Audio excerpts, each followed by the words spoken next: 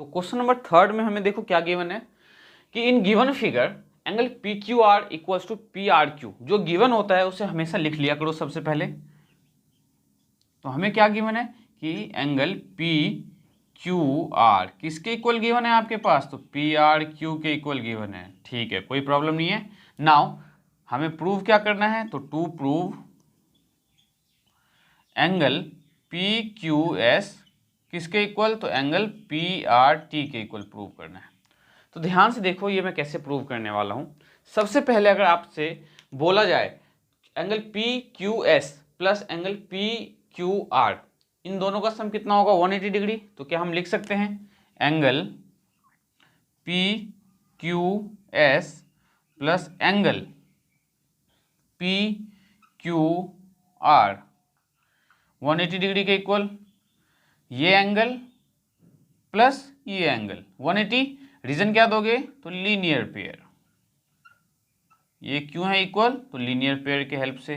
Now similarly right side में देखो तो P R Q plus P R T, तो angle P R Q plus angle P R T किसके equal, तो 180 degree के equal. ये क्यों, तो बाय लीनियर पेयर, क्योंकि ये भी एक स्ट्रेट लाइन है और यहाँ पे ये दो एंगल बन रहे हैं, तो इन दोनों का सम भी कितना होगा 180 डिग्री होगा, तो लीनियर पेयर। नाउ अब यहाँ पे इसी पार्ट को हम दो तरीके से सॉल्व कर सकते हैं। दोनों मेथड बताता हूँ। मैंने इससे इक्वेशन 1 और इसको इक्वेशन 2 मान लिया है। अब दोनों में अगर आप ध्यान से देखो तो दोनों का RHS इक्वल है। ये भी 180 डिग्री, ये भी 180 डिग्री। इसका मतलब अगर इसका RHS इक्वल है, इसका LHS भी इक्वल होना चाहिए। तो फ्रॉम 1 एंड 2 मैं दोनों को इक्वेट करने वाला हूँ। फ्रॉम 1 एंड 2 मतलब इक्वेट करने का मतलब है कि जब इनका RHS इक्वल है तो LHS को हम इक्वल पुट कर सकते हैं। तो LHS को हम इक्वल पुट कर रहे हैं। कैसे, इसका LHS इक्वल्स टू इसका LHS। तो ये देखो angle P Q S plus angle P Q R equals to angle P R Q plus angle P R T. ये आपका पी आर टी है। मैंने क्या किया, जब दोनों का RHS इक्वल है तो मैंने दोनों के LHS को इक्वेट कर दिया, मीन्स दोनों को इक्वल पुट कर दिया, दोनों के LHS को। अब यहाँ पे हम क्या कर सकते हैं, बेसिकली अगर ध्यान से आप देखो तो RHS जो हमने इक्वल पुट किया है, हमें क्या पता है कि पी क्यू आर किसके इक्वल है, गिवन है पी आर क्यू के इक्वल है। तो इसका मतलब ये है कि यहाँ पे आप पी क्यू आर जो है इसके बदले आप पी आर क्यू लिख सकते हो। अगर यहाँ नहीं लिखने का मन कर रहा है तो आप यहाँ लिख दो। यहाँ क्या लिख सकते हो, तो पी आर क्यू के बदले पी क्यू आर लिख सकते हो। अब दोनों जगह पुट करोगे तो गलत हो जाएगा। क्या करना है, ये जो इक्वल दे रखा है इस इक्वल वाली वैल्यू को या तो आप लेफ्ट साइड में पुट कर दो या राइट साइड में पुट कर दो। तो हम क्या करने वाले हैं, इस पी क्यू आर के बदले क्या लिखूंगा, तो पी आर क्यू लिखूंगा। तो angle P Q S plus P Q are के बदले क्या लिख सकते हैं, एंगल पी आर क्यू, क्योंकि इन्होंने इक्वल दिया हुआ है। तो angle P R Q equals to, अब राइट साइड में हमें कुछ नहीं करना क्योंकि हमने यहाँ पे पुट कर दिया है। तो angle P R Q plus angle P R T. अब जो लास्ट लाइन है, इस लास्ट लाइन में आप एक चीज नोटिस करो, क्या, अगर इस पी आर क्यू को मैं राइट साइड लेके जाऊंगा तो क्या होगा, माइनस का पी आर क्यू, और माइनस का पी आर क्यू और ये प्लस का पी आर क्यू कैंसिल हो जाएगा। तो यहाँ से हम यहीं पे कैंसिल कर देते हैं, पी आर क्यू से आपका पी आर क्यू कैंसिल हो गया। तो बचा क्या, तो एंगल पी क्यू एस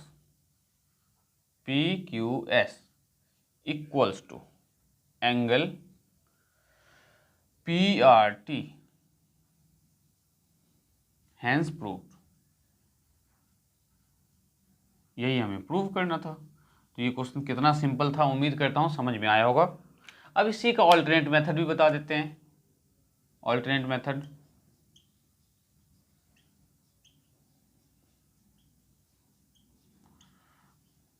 तो ऑल्टरनेट मेथड में हम क्या करेंगे, तो आपका जो यहाँ तक तो सेम करना है, फर्स्ट और सेकंड, ठीक है। यहाँ जो फ्रॉम 1 एंड 2 है इसके बदले आप क्या लिखोगे, एडिंग 1 एंड 2, एडिंग 1 एंड 2। अगर हम 1 और 2 को ऐड करेंगे तो 1 और 2 को ऐड करने का मतलब है कि 1 और 2 का जो LHS है LHS में ऐड करना है, RHS को RHS में ऐड करना है। तो 1 का LHS क्या है, तो angle PQS plus angle PQR plus angle PRQ plus angle PRT equals to RHS 180 plus 180 360 degree. Now अब हम यहाँ पे क्या करने वाले हैं स्टूडेंट्स, तो ये जो दिया हुआ है PQR इक्वल्स टू PRQ, तो इस PQR के बदले यहाँ पे लिखो वी नो दैट, क्या पता है हमें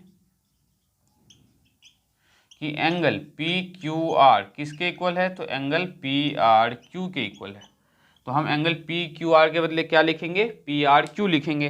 तो PRQ जब हम लिखेंगे तो ध्यान से देखो, एंगल PQS प्लस PQR के बदले है एंगल PRQ